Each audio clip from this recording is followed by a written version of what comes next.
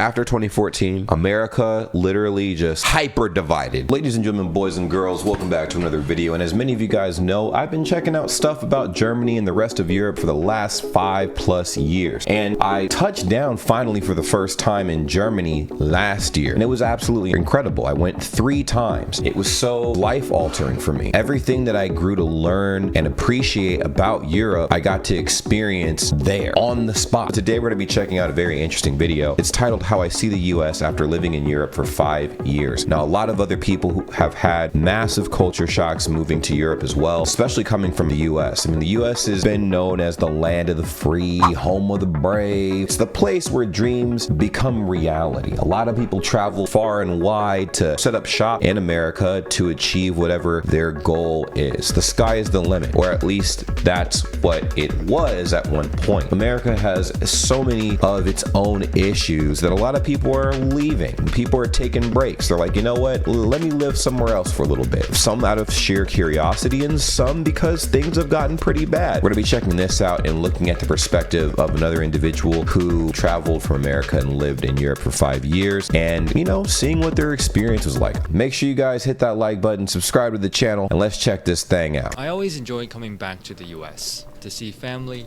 friends, nature.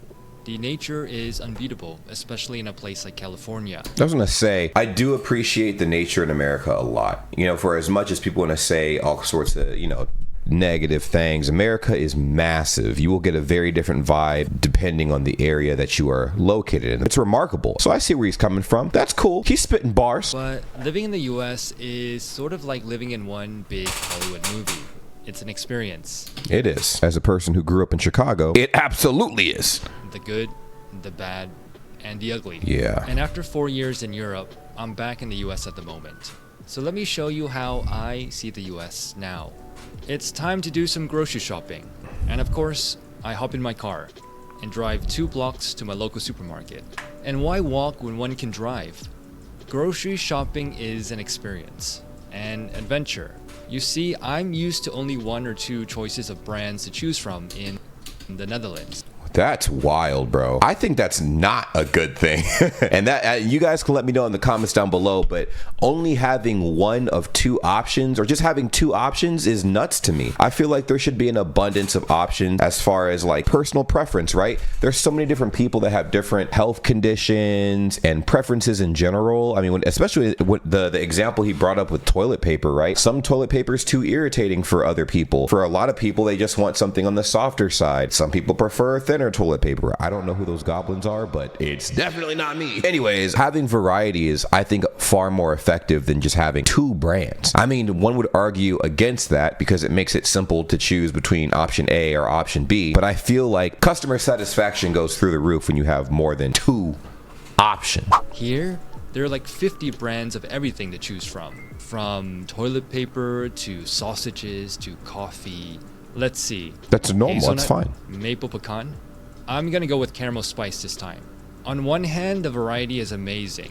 Yeah. On the other, it can take me up to 15 minutes to buy toilet paper. Brother, that's a personal problem. That's a personal problem. Bro, having variety is incredible. There are no downsides to having variety, like no genuine downsides. If you have a variety of anything, that gives you more chances to find what you like and appreciate and what is compatible with you specifically. If you only have 2 options, let me use this. Let me use an analogy. All right, I'm gonna use a little analogies. I'm gonna compare having a variety when it comes to going grocery shopping to having a variety when it comes to voting. A lot of people in America are starting not to vote at all because we only have 2 political parties, the Democrats and the Republicans, that have a shot at winning. Yes, we have more political parties, but they'll never have a shot at the presidential seat because old money backs the Republican Party and the Democratic Party. Now, when you only have 2 options, things get a little tricky because you're like, you know what? I don't align with this or this. I want something more towards the middle, but just not these two options. And that's exactly what it's like when you go grocery shopping. Except of course there's like other factors and whatever, but the same concept. You want variety so you can find something that is tailored to you. And you can spend those 15, 20, 30, 40, 50 minutes figuring it out on your first grocery run, so the next time you get there, you know what to get. I don't know why this man did not go in there with a grocery list. That's where he messed up. That's why he took so damn long. Bro, walk in the grocery store with a grocery list. It'll have the specific item that you're looking for, and you don't have to worry about, I waited in the aisle for 30 minutes trying to decide which hot dogs I wanted. I'm just saying, it's pretty straightforward. Variety's great. I have no complaints when it comes to variety, and I don't think that there are any drawbacks to it. I know. Do you know about our national treasure, Costco? At Costco, you'll find anything and everything in the extra large. Everything really is bigger in the US. Yeah. Plus the free samples. And the cheap hot dogs. And yes, unlimited drink refills. See, I do miss that. Unlimited refills for water specifically, not just drinks. I don't be drinking sodas and stuff like that. From time to time, like very rarely do I drink soda, but I will always drink water. The fact that you have to pay for each individual glass of water in Europe is wild to me, but I've made my peace with it. But at first, it was a huge shock to myself. When I first landed in Germany, I was already told of this, but experiencing it is pretty different because we're all creatures of habit here, right? Something that you're used to doing every time you go out to eat. So the server comes up to you, serves you your drink, your water that you asked for, right? You chug it down and you're like, they'll be back, they'll fill this up, and they never come back. Unless you request to get it filled up and they're like, okay, I know you're from America. This is definitely going to be another full charge for the water. It's a brand new drink, just letting you know. And then you look at the server and you're all cross-eyed. You're like, what? What do you mean? What do you mean?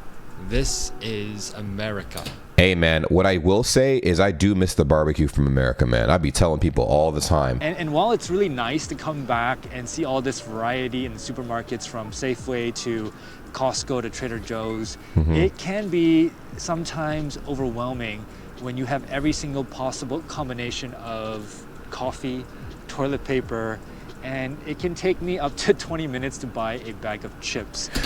I told this man, bro, make a damn grocery list. Jesus Christ. And the thing about free soda refills, while I still love the concept, and I loved it as a child, it's actually not so free because it's going to cost you in the long run in terms of your health. It's time to go meet some friends for lunch. And on the way there, I see them. Oh my. It's always a shock. The homeless. This is pretty wild. So I will say this. Homelessness in America hits pretty different, but it's very similar in European countries too. There's some similarities and differences. I'll give you an example. When I visited Germany, the very first spot I ever visited was Cologne. And I saw my fair share of homeless people, but I think the most interesting thing I noticed is a lot of them did not ask for money. They asked for food and water. And the thing is, people were more inclined to help these people on the street. And that's crazy because every single interaction I've had in America, people are asking for money. Now, I'm not saying people don't ask you for money in Germany, but I am saying there was an astronomical amount of people that were homeless that asked for food over money. And I was very surprised because I thought money would be the very first thing people would request. People that were walking by and passing up on these homeless people, they would actually stop and go out of their way to go into a convenience store and buy a little food for these people that were homeless and that were kind of going through it. So I thought that was cool. When I was in Germany, the biggest thing that warmed my heart is that no matter where I went, it didn't matter what city I went, what town I went, it didn't matter where, every single person, when they were done drinking out of a beer bottle or a can or whatever, especially glass bottles, mainly glass bottles, any glass bottle people would drink out of, like they drink a beer or smoothie or whatever out of a glass bottle, they would put it on the top or the outside of an establishment or a trash can, or they'd leave it in the center of a park. Now, a lot of y'all might be like, James, why are they littering? No, these were for homeless people to pick up and cash in with the fond machine. And I'm like, oh, okay, well, there is a sliver of hope. This is the part that Hollywood never shows. But life goes on. It's part of everyday life in a big city. But I am looking forward to lunch and the food scene in the US. Oh, yes. Is that soju? That looks like soju. Is he at Korean barbecue? This look like This is Korean barbecue. I see the kimchi. From Asian to Mexican to everything in between. Hey, Mexican food goes hard. And also, if that's brisket, oh, those are ribs. I think those are ribs. It's either ribs or brisket. Either way, that looks absolutely delicious. That mac and cheese is questionable though. There is something for everyone. Oh, burgers. And fast food everywhere. Oh. Every block. I miss it, man. I ain't gonna lie. I miss it, bro. I do miss it. I miss it. Every mall. Every day. No wonder everyone is so... Brother. Brother. Oh my God. Damn. I already gained 20 pounds. But I know I will lose it all when I get back to the Netherlands. And during lunch, my friend mentions her son. Oh, bruh. This is another thing I want to talk about. I'm going to talk about my experiences in Germany if you didn't catch that. I'm going to relate this video to my experience visiting Germany. So, when I was in Germany, I was eating a lot of food, whatever. Bro, I lost 15 pounds shoving food down my throat. That doesn't even seem to compute as I use these words to describe what happened. Reaction. Went to the emergency room. Luckily, he was fine, but they received a bill for $20,000. And then my other friend tells me about the time he fainted, got transported to the ER, and was handed a $10,000 bill. Many years ago, had to go to the hospital. I was out partying and your boy was almost sent to his maker. Okay, that's the light version. Anywho, I woke up in an ambulance. I was being carried away. I was taken care of in a hospital. Now, when I got that hospital bill, I want you guys to take a wild guess how much the ambulance ride cost. Now, I'm going to give you some more details. It was a 2-minute ambulance ride. I could have walked to the emergency room. I didn't need to be in the ambulance. I guess I did since I blacked out, but still, 2-minute ambulance ride. Guess how much? Guess how much? I'm gonna let y'all cook real quick in the comments. I'll let y'all cook. Y'all got your answer? $2,000. Can you believe that? I need to be taken to the hospital in a limousine with masseuses in the back seat, okay?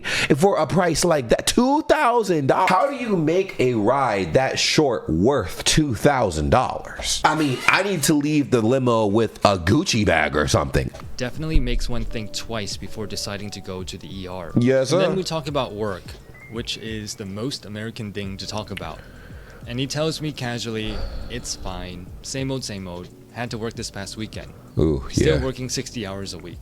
And I think to myself, if I ever decide to return back to the US, I think it would be quite difficult for me to adapt back to the American way of life. I think this is a very good point. He makes a very good point here. Work culture. I am a victim of that for sure. I love to work. I love to work. I work out of fear. But I also work out of passion. I love to work. I need to be busy. I like keeping myself busy. But I think that's because of how I was brought up and the situations I've experienced in the course of my entire lifetime. That being said, when I did travel to Germany, one thing that I very much appreciated as well is the weekends were the weekends. And the second, by the way, people clocked out of work during the week, their work brain was on off mode. I have never seen people so relaxed in my life. The abundance of people that were out and about after 3 p.m. or 4 p.m. after they got off work that were just chilling at outdoor restaurants or walking around casually or just enjoying nature. It was very foreign to me. I was like, you're not gonna get ready for tomorrow. You're not gonna come up with a game plan, how you're gonna be better. But people are very content and people are very protective of their personal time. Being surrounded by people who are very ambitious about their careers, it drove me to become a better person, a more confident person. And to be honest, I do miss that because that is part of my DNA growing up in the US. But it's a trade-off, right? It's a trade-off between, yes, you do make a lot more money in the US, but the trade-off is time. and then we start talking about vacation. Another friend tells me about... I'll put it this way. Americans, for the most part, money-wise, I can't even say money-wise we doing like the greatest, but you can make a lot of money. The potential to make a lot of money is abominable, bro. It's insane. 1 week vacation visiting 4 countries.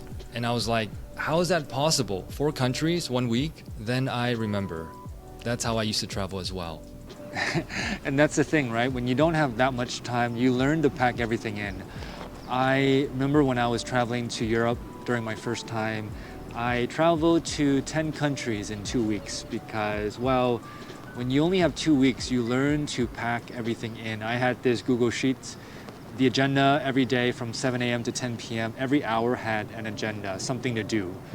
And that's the thing, right? When you travel so far to Europe, to Asia from the US, and you only have 1-2 weeks, you better make the most out of your time. Yeah, absolutely. Now let's get back to paying the bill. But wait, what the Oh, tipping culture. Oh, I could talk about this forever, bro. Tipping culture. People are entitled. I'll leave it at that in the most simple terms ever. Tipping all boils down to the corporation. Servers are mad at people for not tipping. The people are mad at servers for expecting tips. Tips are a bonus. They are not required. If it was required, you would get in trouble for not tipping. You can't get in trouble for not tipping. The actual culprit that nobody points fingers at are the establishments that make the servers rely on the tips. You should not, in any case, be paying anybody lower than minimum wage in any capacity. I don't care what it is. If there's a minimum wage, why are you going lower than minimum wage? Their argument is that the potential to make these tips offsets what they should be paying you in minimum wage. So if you're supposed to be making $15 in minimum wage, you're like, well, if some high roller comes through here today and gives you $500, I mean, you know, that is a little unfair to everybody else, so we're going to just pay you $2 an hour. No, that is what people should get together and just like petition to force these goofy ass restaurants to pay everybody minimum wage. Tipping should be used to highlight good service, promote excellent service, not because I'm trying to feed you. I'm not your boss. Sales tax? Tip? Madness. I need to walk off this madness. Sales tax is crazy too. That's a whole nother beast. You could solve all these problems, by the way, by just being upfront with these prices. So America loves the whole 99 rule, right? It's totally fine if it's 99. If you see 199, that seems pretty affordable. But if you see 200, God forbid, you can't afford it. Something that costs $199, the same item. Oh, that's a deal. That's a deal, because you hear the word one before the 99. 199.99. And then you hear $200. In our tiny American brains, we hear, brother, that's kind of expensive. Did you hear it was $200? I arrived at campus to see a bunch of tourists. American universities, especially elite ones, are tourist hotspots. The brand name, the letters, the cost of tuition. It's one of the biggest businesses in the US. And then I overhear some people talking about the most recent mass shooting. A mass shooting at an American school in suburban Denver. We are 25 days in, and there have been 40 mass shootings. Isn't that crazy? Listen to what that lady just said. 25 days in, and there have been 40 mass shootings nationwide. It's sad. It's honestly sad. And there is no one-size-fits-all solution. It seems like this is the norm nowadays in the US. It's sad and it's horrible. I guess it kind of dropped in 2022. Oh yeah, the police, they beat up someone else again. What's sad is that many people no longer trust the police. No longer trust the police? I feel like people haven't trusted the police in like actual decades, bro. Probably for like the last 30 years at least. People haven't trusted the police. And it's only gotten worse. It's very easy to succumb to the corruption that comes with power like that. In true Goblin fashion, you get situations like this. These officers beat the hell out of this dude on camera. Their body cams caught the footage. I'm not sure if you guys remember seeing this. If you didn't, it was very sickening. And they've somehow, in their brains, thought that their body cam footage wouldn't get turned over and it would be reviewed. And I know plenty of great police officers, but all it takes is a few bad apples to ruin it for the rest of them. True. Now I wonder what the news outlets are saying, because I've stopped reading the news. Oh, news is also corrupt. Dude, have you guys noticed something? Oh, man, how do I say this? Most of the news sources, and they've done this for a while, but particularly in this last recent decade, they have amplified to another level I have never seen before. Rage bait. And it's only gotten worse. Every day I wake up, I see a goblin that has created the most sickening title and turning a nothing burger into a something burger. You know, it's just weird. The world is not going to end because they ran out of Stanley Cups, okay? It's like this all-out war, CNN versus Fox. you get two different stories. It seems like such a divided country nowadays. The left versus the right, Democrats versus Republicans, Yep. the police versus the world. And this is the thing that always shocks me when I come back now. How divided the country has become.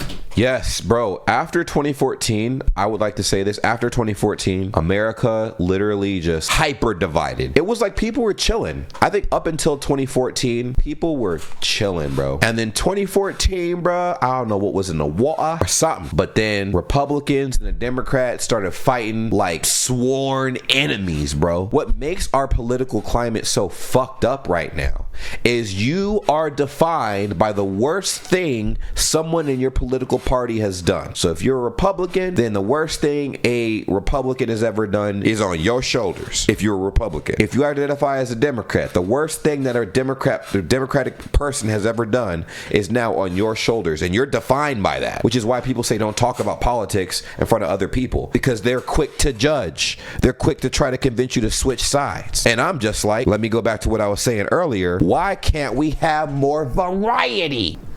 I mean, you can literally lose a friend because of politics. Bro, the amount of people that were like, if you voted for Trump, we're not friends. And I'm like, bro, I had a whole discussion about that because I thought it was stupid as fuck. I don't give a fuck what your opinion is. I have friends who voted for Trump. I have friends who voted for Hillary, right? And we're all friends. All of us are friends. And you know it's controversial to say.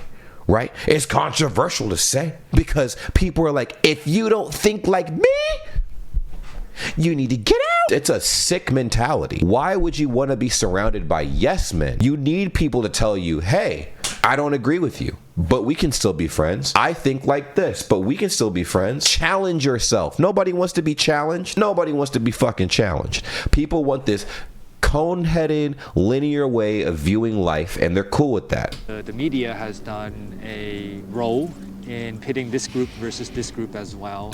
Like I just said, bro, social media going crazy. I remember back in the day when mainstream media and social media were kind of two different things. Mainstream media is where you went to go watch your cable television and, get invested in weird shit. And then the internet was like for all the goblins. Like, okay, let's go ahead and just BS about what we saw on TV and post memes and play these little flash games, whatever. And then mainstream media is like, what if we took over social media? I remember when they first put ads on YouTube videos. And y'all probably just got hit with 3 of them, huh? And it's sad because it doesn't seem so united anymore. It seems quite divided.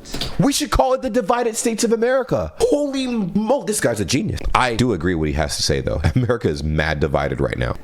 Every time I come back, and it's sad.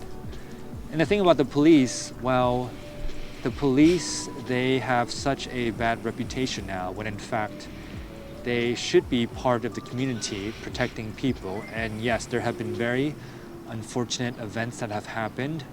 But when I think about the majority of the police officers that I have met in the past, they've been good people, genuinely good people.